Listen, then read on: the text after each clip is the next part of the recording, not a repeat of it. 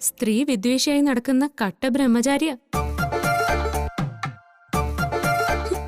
ആ ആളോടാണോ നീ സ്ത്രീകളുടെ മഹത്വം വർണ്ണിക്കുന്നത്?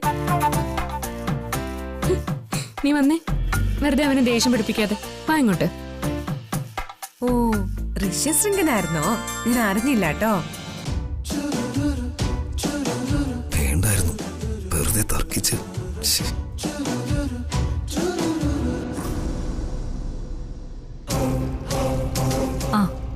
നമ്മുടെ പ്രോജക്റ്റുകളൊക്കെ വളരെ പെക്യുലർ ആണ്. അതിൽ വളരെ പ്രാധാന്യമുള്ളതാണ് ടൗൺഷിപ്പിലെ ഷോപ്പിംഗ് കോംപ്ലക്സ്.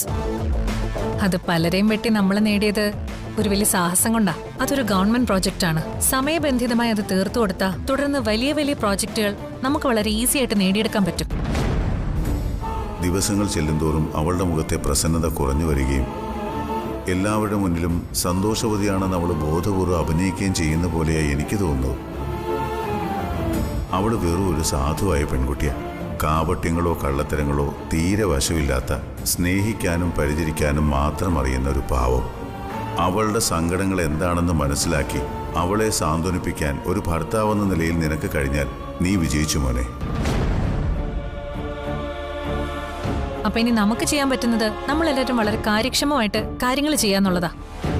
ഇപ്പൊ നമുക്ക് വന്നിരിക്കുന്ന ഡിലേ മാറ്റുന്നതിന് നെക്സ്റ്റ് വീക്കിൽ കൂടുതൽ സ്റ്റോക്ക് ഇറക്കാൻ ഏർപ്പാടാക്കിയിട്ടുണ്ട്. ഹോൾസെയിൽ ഡീലേഴ്സിന്റെ കൊട്ടേഷൻ മെയിൽ വന്ന് കിടപ്പുണ്ട്. അതൊന്ന് സച്ചി സാർ ചെക്ക് ചെയ്യണം.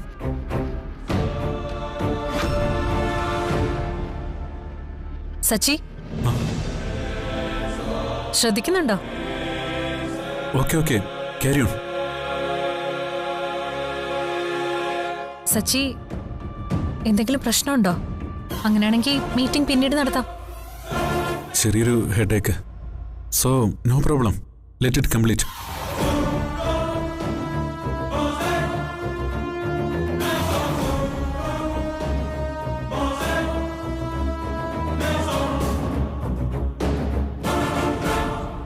എന്തോ കാര്യമായ പ്രശ്നം സച്ചിക്കുണ്ട്. ഇല്ലെങ്കിൽ ഇവൻ ഇങ്ങനെ സൈലന്റ് ആയിരിക്കില്ല. കമ്പനി പ്രശ്നമല്ല, സച്ചി അർച്ചനയും തമ്മിലുള്ള പ്രശ്നമാണ്. നല്ല പോലെ പുകയട്ടെ, പുക ഞാളി പടരട്ടെ. എന്നിട്ട് വേണം MDയുടെ ടേബിൾ ടോപ്പിൽ അവന്തിക എന്ന പേര് വെക്കാൻ.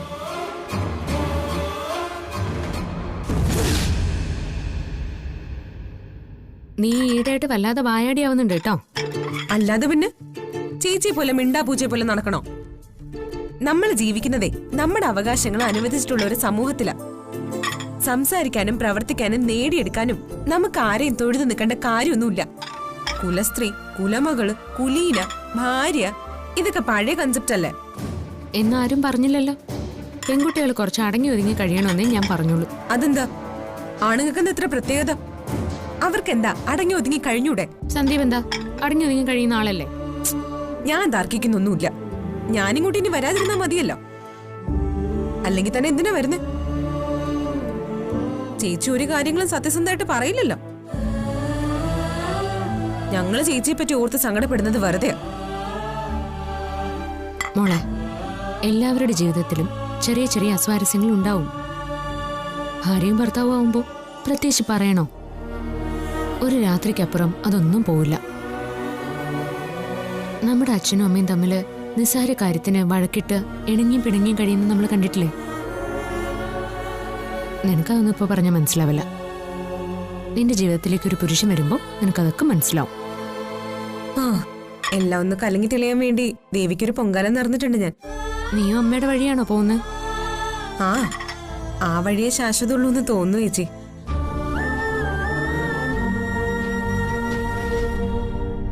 സർ, നമ്മൾ ഒരേ സമയം 10ഓളം പ്രോജക്റ്റുകൾ ഒന്നിച്ചു നടത്തുന്നുണ്ട്. എല്ലാ സൈറ്റുകളിലും മതിയായ അളവിൽ മെറ്റീരിയൽ ലഭ്യമല്ല. തൊഴിലാളികളുടെ ഭാഗത്തുനിന്നുള്ള സഹകരണവും വളരെ കുറവാണ്. ചെറിയ തോതിലെങ്കിലും ശമ്പള വർധനവ് നടത്തിയാലേ തൊഴിലാളികൾ നിൽക്കൂ. പിന്നെ മറ്റൊരു പ്രശ്നം ഫണ്ടാണ്. മേൽപ്പറഞ്ഞ കാര്യങ്ങൾ നടക്കണമെങ്കിൽ ഫണ്ട് ലാവിഷായിട്ട് പമ്പ് ചെയ്യാൻ കഴിയണം.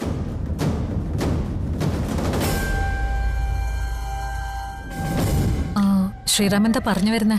നമുക്ക് റെഡി ഹാൻഡ് ഓവർ ചെയ്യാനുള്ള പ്രോജക്റ്റ് ഇല്ല. അവിടുന്ന് ഫണ്ട് വരാനും ഇല്ല. നമ്മൾ ഫണ്ട് കണ്ടെത്തേണ്ടിയിരിക്കുന്നു. ബാങ്കിൽ നിന്ന് ഓടിയെടുക്കാലോ. അതിനും പ്രശ്നമുണ്ട് മാഡം. എന്ത് പ്രശ്നം? നമ്മുടെ ലിമിറ്റ് ക്രോസ് ചെയ്തിട്ടില്ലല്ലോ. അറൌണ്ട് 100 CR എലിജിബിൾ അല്ലേ നമ്മള്? ആണ് മാഡം. പക്ഷേ നമ്മുടെ കഴിഞ്ഞ ഒരു വർഷത്തെ റീപേയ്മെന്റ് ആകെ പ്രശ്നത്തിലാ.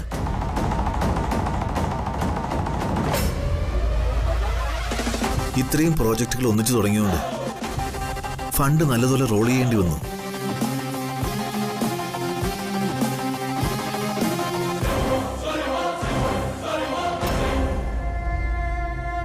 സച്ചി, നമ്മളൊരു ചെറിയ ഫിനാൻഷ്യൽ ക്രൈസിസിലേക്ക് നീങ്ങാണ്. ശ്രീറാം പറഞ്ഞത് ആക്ച്വൽ ഫാക്ട്സ് ആണ്. എന്താ സച്ചി ഒന്നും പ്രതികരിക്കാത്ത? ചില പ്രോജക്റ്റുകൾ കമ്മിറ്റ് ചെയ്തതിൽ ധൃതി കാണിച്ചതുകൊണ്ടാ പ്രശ്നങ്ങളുണ്ടായത്. പലയിടത്തും ആവശ്യമില്ലാത്ത കോംപ്രമൈസും കൺസേണും കൊടുത്തു. That's correct sir. പലതും ഇരിക്കുന്നതിന് മുൻപ് കാല് നീട്ടിയതുകൊണ്ടാണ് സംഭവിച്ചത്. ഇതിനൊക്കെ ഒരു സൊല്യൂഷൻ കണ്ടെത്തണം. അല്ലെങ്കിൽ കമ്പനിക്ക് ഭീമമായൊരു നഷ്ടം സംഭവിക്കും. പല പ്രോജക്ട്സും സ്റ്റോപ്പ് ചെയ്യേണ്ടി വരും. എന്താ സച്ചി പ്ലാൻ? എന്ത് തീരുമാനിക്കാനും ഒരു ആത്മധൈര്യം വേണം. ത്യാഗം സഹിക്കാൻ കഴിയണം. അറിയില്ല, ഒക്കെ തീരുമാനിക്കാം. ഇതല്ലാതെ വേറൊന്നുമില്ലല്ലോ ചർച്ച ചെയ്യാൻ. ഇല്ല. അപ്പോ ഇന്നത്തെ മീറ്റിംഗ് നമുക്ക് വൈൻഡപ്പ് ചെയ്യാം. Thank you. Thank you madam.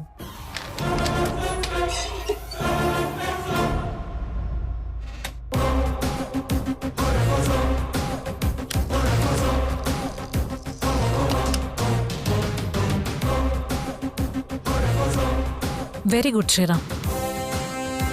കാര്യങ്ങൾ നന്നായി പ്രസന്റ് ചെയ്തു. നമ്മൾ പ്ലാൻ ചെയ്ത പോലെ തന്നെ. Thank you madam. അച്ഛനോടും അമ്മയോടും ഒക്കെ അന്വേഷണം പറയണം കേട്ടോ. ഉടനെ വരാമെന്നും പറയണം. ഒക്കെ നേരെ അങ്ങ് പറഞ്ഞാ മതി. ഞാനും ഇനി ആലോചിക്കാം ഈ വഴി വരണോ വേണ്ടോന്ന്. അയ്യടി, മര്യാദയ്ക്ക് ഇടയ്ക്ക് വന്നോണം. ഇല്ലെങ്കിൽ അറിയാലോ. സന്ദീപേ, നിനക്ക് തിരക്കില്ലെങ്കിലേ ആതിരെ ഒന്ന് ബസ് സ്റ്റോപ്പ് വരെ ഡ്രോപ്പ് ചെയ്യോ? അതിനെന്താ, ഞാൻ കീ എടുത്തിട്ട് വരാം. അയ്യോ വേണ്ട ചേച്ചി, ഞാൻ വല്ല ഓട്ടോയിലും വല്ലതും പോയിക്കോളാം. എന്തിനാ? ഓട്ടോയ്ക്ക് വേണ്ടി വെയിറ്റ് ചെയ്യൊന്നും വേണ്ട. അതല്ല ചേച്ചി, ഒന്നും രണ്ടും പറഞ്ഞ് ഞങ്ങള് തമ്മിൽ വഴക്കായാലോ? കൊടുക്കുന്ന കാര്യങ്ങളെ ഇങ്ങോട്ട് പറയാണ്ടിരുന്നാ മതിയെന്ന് പറഞ്ഞു കേട്ടി. ദേ, ചുമ്മാ നിന്റെ ചെക്കനെ എന്തെങ്കിലും പറഞ്ഞോണ്ടല്ലോ. മര്യാദയ്ക്ക് മിണ്ടാതെ അടങ്ങി ഒതുങ്ങി കാറിയിരുന്നോണം.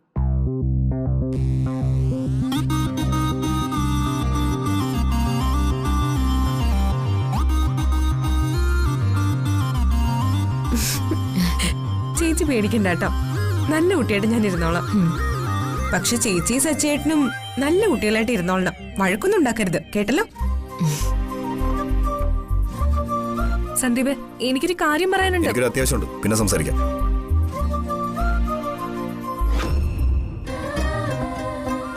വാ.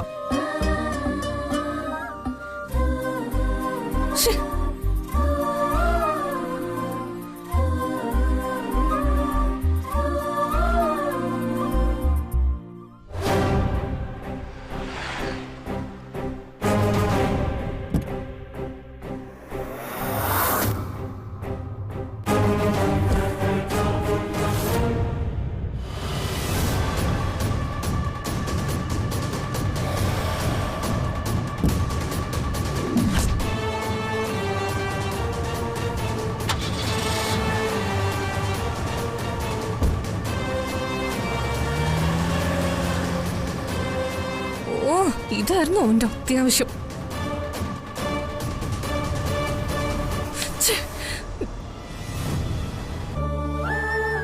ശരിയാണ്, ഞാൻ മൂലം ഉണ്ടായ വിഷമങ്ങൾക്കും പ്രശ്നങ്ങൾക്കും ഒരു അന്ത്യം ഉണ്ടാവണം.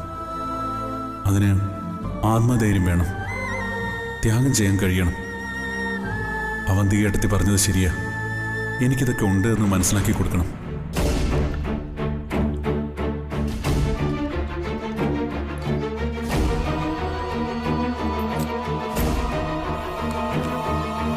സർ,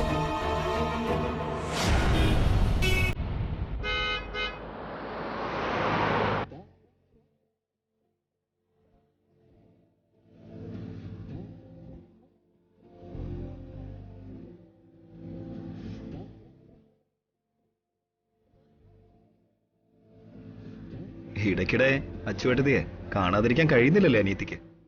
സ്നേഹമുള്ളവരങ്ങനെയാ, അധിക നാളൊന്നും കാണാതിരിക്കാൻ കഴിയില്ലല്ലോ. അതുകൊണ്ടാണ് ഇടയ്ക്കിടയ്ക്ക് വരുന്നത്. സ്നേഹമുള്ളവരെന്ന് ഇൻവേർട്ടർ കോമയിൽ പറഞ്ഞാണോ? അതിനർത്ഥം ഞങ്ങളൊന്നും സ്നേഹമുള്ളവരല്ല എന്നല്ലേ? അയ്യോ, ഒരിക്കലും അല്ല. എന്റെ അച്ഛ ചേച്ചിയെ നിങ്ങൾ സ്നേഹിക്കുന്നത് എങ്ങനെയാണെന്ന് ഞങ്ങൾക്ക് അറിയാലോ. അല്ല, സ്നേഹമുള്ളവരെന്ന് താൻ ഊന്നി പറഞ്ഞോണ്ട് ചോദിച്ചതാ. പിന്നെ ഞാൻ നിങ്ങളുടെ കോളേജില് എന്റെ സുഹൃത്തിനെ കാണാമെന്ന കാര്യം താൻ ഏട്ടത്തിയോട് പറഞ്ഞില്ലല്ലോ? ഇല്ല. താൻ ആ കാര്യം പറയൂ എന്നതായിരുന്നു എന്റെ ടെൻഷൻ. ഞാൻ ആ തരക്കാരിയൊന്നുമല്ല. പറയേണ്ടത് മാത്രമേ ഞാൻ പറയൂ. സന്ദീപിന്റെ സുഹൃത്തിനെ തേടി വന്നത് ഞാൻ എന്തിനാ ചേച്ചിയോട് പറയുന്നത്? അത് സന്ദീപിന്റെ പേഴ്സണൽ കാര്യം. ഞങ്ങളെയൊക്കെ നിങ്ങൾ അങ്ങനെയാണോ കരുതി വെച്ചിരിക്കുന്നത്? ഏയ്, ഞാൻ നിങ്ങൾ അങ്ങനെയൊന്നും വില കുറിച്ച് കണ്ടിട്ടില്ല. എന്നെ അവിടെ കണ്ടപ്പോ താൻ ചേച്ചിയുമായുള്ള സംസാരത്തിനിടയിൽ പറയുമല്ലോന്ന് കരുതി, അത്രമാത്രം. ഇടയ്ക്കിടെ കൂട്ടുകാരെ കാണാൻ ഞങ്ങളുടെ കോളേജിൽ വരാറുണ്ടോ? അയ്യോ, വരാറുണ്ട്. അവളെ എന്നെ കാണണമെങ്കിൽ വിളിക്കും. എനിക്ക് അവളെ കാണണമെങ്കിൽ ഞാനും പോവും. അങ്ങനെ ഇടയ്ക്കിടെ തമ്മിൽ കാണാറുണ്ട്.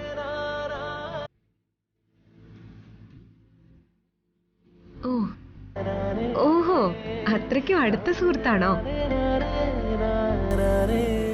അല്ല, അവളുടെ പേരെന്താ? അന്ന് പറഞ്ഞാ ഞാൻ മറന്നുപോയി. ഒരു പേരിലൊക്കെ എന്തിരിക്കുന്നു? അതെന്താ ഇത്രയും അടുത്ത സുഹൃത്തിന്റെ പേര് പറയാൻ മടി? ഞാനായിട്ട് ആരോടും പറയൊന്നുമില്ല. എന്റെ കോളേജിലായതുകൊണ്ട് ചിലപ്പോ എനിക്ക് അറിയാൻ കഴിയും. അതുകൊണ്ട് ചോദിച്ചതാ. ആരോടും തമാശക്ക് പോലും പറയരുതേ, പ്രത്യേകിച്ച് ഏടത്തിയോട്. അനു എന്ന് ഞാൻ വിളിക്കും.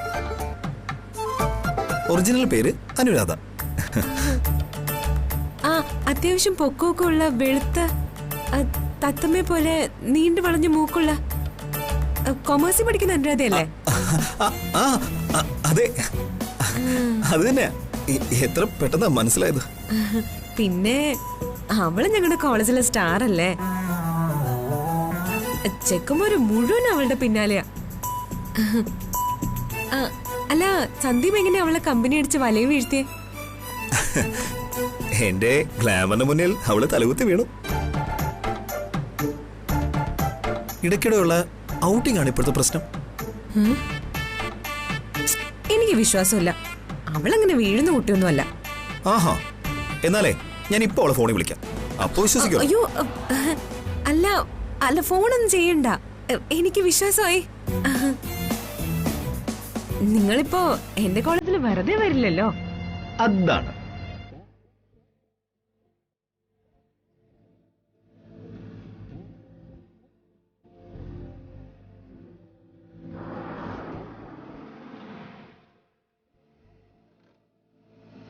ഇവിടെ മതിയോ അതോ? ആ, മതി മതി. മോനെ സന്ദീപേ, നിന്നെ വിറ്റ കാശ് ഞാൻ എന്നെ സ്വിസ് ബാങ്കിൽ ഡെപ്പോസിറ്റ് ചെയ്തു. എന്നോടാണോ നിന്റെ കളി? മോളെ അതിരെ, ഇതുപോലെ ഒത്തിരി നമ്പർ കളിച്ചവനായി ഞാൻ. ഇതും ഇതിനപ്പുറം ഈ സന്ദീപ് ചാടിക്കിടക്കും കേട്ടോ.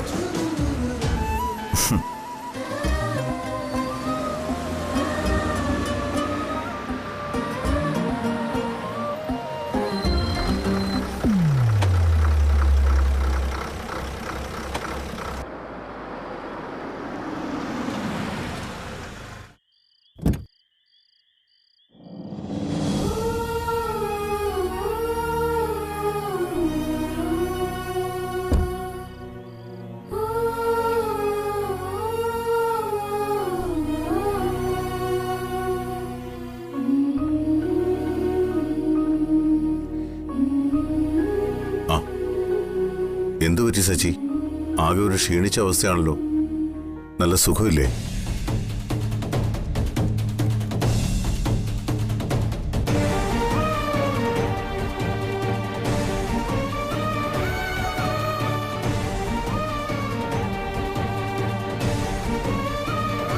ചോദിച്ചാൽ മറുപടി പോലും ഇല്ലാത്ത അവസ്ഥയാണ്. ഇനി പോകെ പോകെ സംസാരം കൂടി ഇല്ലാതാകുമെന്ന് മനസ്സിനെ പറഞ്ഞു പഠിപ്പിക്കണം.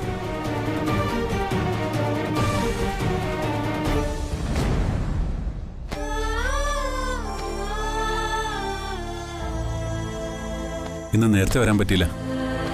ഓഫീസിൽ കുറച്ചേരം ഇരുന്നു പോയി. സാധാരണ കാണുന്ന പോലെ തന്നെ താഴെ കാണുമെന്ന് കരുതി, പക്ഷെ കണ്ടില്ല.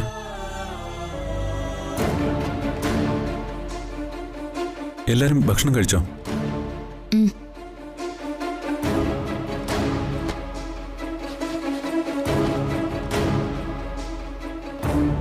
താൻ കഴിച്ചോ?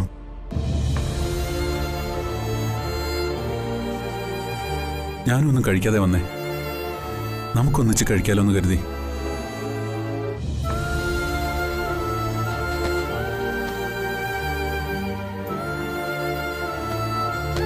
ഇനി അങ്ങോട്ടെല്ലാം മോളിൽ മാത്രമാണോ മറുപടി? എന്നോട് സംസാരിക്കാതിരിക്കാൻ തനിക്ക് കഴിയുന്നുണ്ടല്ലേ? നന്നായി. ഇത്രയും ഞാൻ പ്രതീക്ഷിച്ചില്ല. സത്യത്തിൽ ഇതാണ് പണിഷ്മെന്റ് എന്ന് പറയുന്നത്. നമുക്കൊരാളോട് വളരെ മാന്യമായി പ്രതിഷേധിക്കാൻ കഴിയുന്ന നല്ല മാർഗം. അതിലും നല്ലൊരായുധം വേറെയില്ല. ഒരുതരം സൈക്കോളജിക്കൽ റിവെഞ്ച്. തെറ്റെന്റെയാണെന്ന് ഞാൻ ഏറ്റു പറഞ്ഞിട്ട് പോലും തനിക്ക് എന്നോട് ക്ഷമിക്കാനാവുന്നില്ലല്ലേ?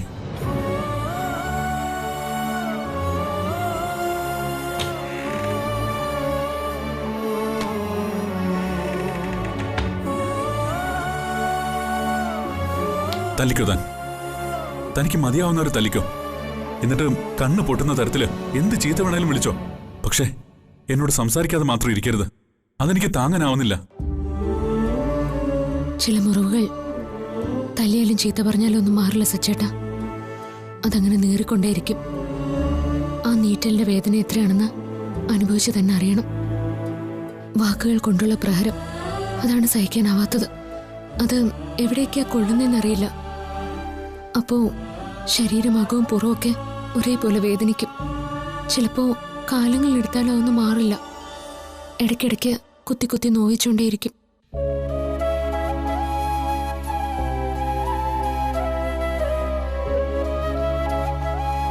അർച്ചന, തന്റെ ഭാഗത്ത് യാതൊരു തെറ്റുമില്ലെന്ന് എനിക്കറിയാം. തന്റെ വേദനയുടെ ആഴവും അളവും എനിക്ക് മനസ്സിലാവുന്നുണ്ട്. സച്ചേട്ടനൊന്നും മനസ്സിലാവില്ല. മനസ്സിലായെന്ന് സച്ചേട്ടന് മാത്രം തോന്നുന്നതാ. എന്നെ മനസ്സിലായെന്നാണോ അതോ എന്റെ മനസ്സ് മനസ്സിലായെന്നാണോ സച്ചേട്ടൻ ഉദ്ദേശിച്ചത്? ഇത് രണ്ടും ഇത്രയും കാലം സച്ചേട്ടന് മനസ്സിലായിട്ടില്ല എന്ന് ഇപ്പോഴെനിക്ക് മനസ്സിലായത്. അതുകൊണ്ടാണോ ഞാൻ എന്റെ മനസ്സ് തനിക്ക് മുന്നിൽ ഒരു ഒളിവും മറവില്ലാതെ തുറന്നു വെച്ചത്? അതും എന്നെ മനസ്സിലാക്കിയിട്ടാണോ സച്ചേട്ടൻ മനസ്സ് തുറന്നത്? അല്ലല്ലോ. സച്ചേട്ടന് വേണ്ടുന്ന ചിലത് എന്നെ ബോധ്യപ്പെടുത്തി അതിലൂടെ സച്ചേട്ടൻ ആഗ്രഹിക്കുന്ന ഒരു ജീവിതം ഉണ്ടാക്കാൻ. അതല്ലേ അതിന്റെ ശരി? വാഗ്വാദങ്ങൾ നിരത്താനോ അത് സ്ഥാപിച്ചെടുക്കാനോ ഞാനില്ല അർച്ചന. എനിക്ക് തന്റെ മുന്നിൽ തല ഉയർത്തിപ്പിടിച്ച് നിൽക്കാനുള്ള ഒരു യോഗ്യതയില്ല എന്ന് തെളിയിച്ചവനാ ഞാൻ.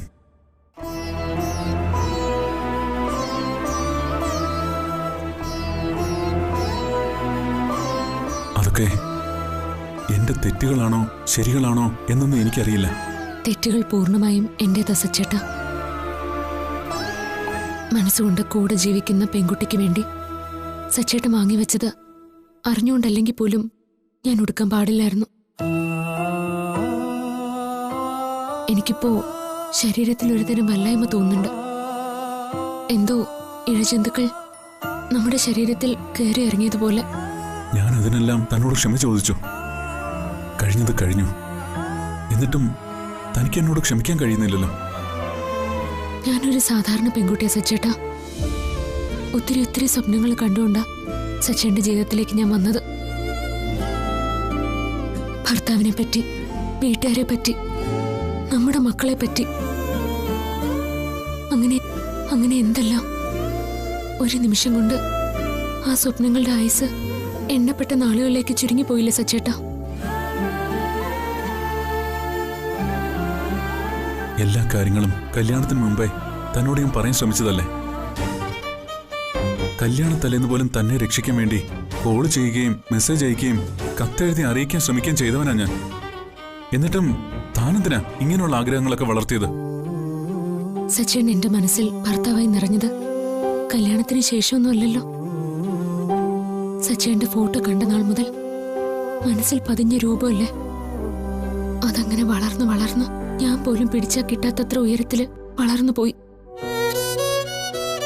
അതൊക്കെ കുപ്പിവളകൾ പോലെ ഉടച്ചു കളഞ്ഞതും മനസ്സിൽ മാനം മുട്ട വളർത്തിയ ഭർത്താവിന്റെ ഉള്ളിൽ എനിക്കൊരു സ്ഥാനമില്ലെന്നറിഞ്ഞതും നമ്മുടെ ആദ്യ രാത്രിയിലല്ലേ സച്ചേട്ടാ. അന്ന് ആ രാത്രി മുതൽ ഇന്ന് ഈ രാത്രി വരെ എനിക്കൊരു പ്രാർത്ഥനയും പ്രതീക്ഷയുണ്ടായിരുന്നു സച്ചേട്ടാ. എല്ലാം നേരെയാകുമെന്നും സച്ചേട്ടന്റെ ഭാര്യയായി എനിക്ക് ജീവിക്കാൻ പറ്റുമെന്നും. പക്ഷെ ഇപ്പൊ ആ പ്രതീക്ഷ പൂർണ്ണമായും അസ്തമിച്ചു.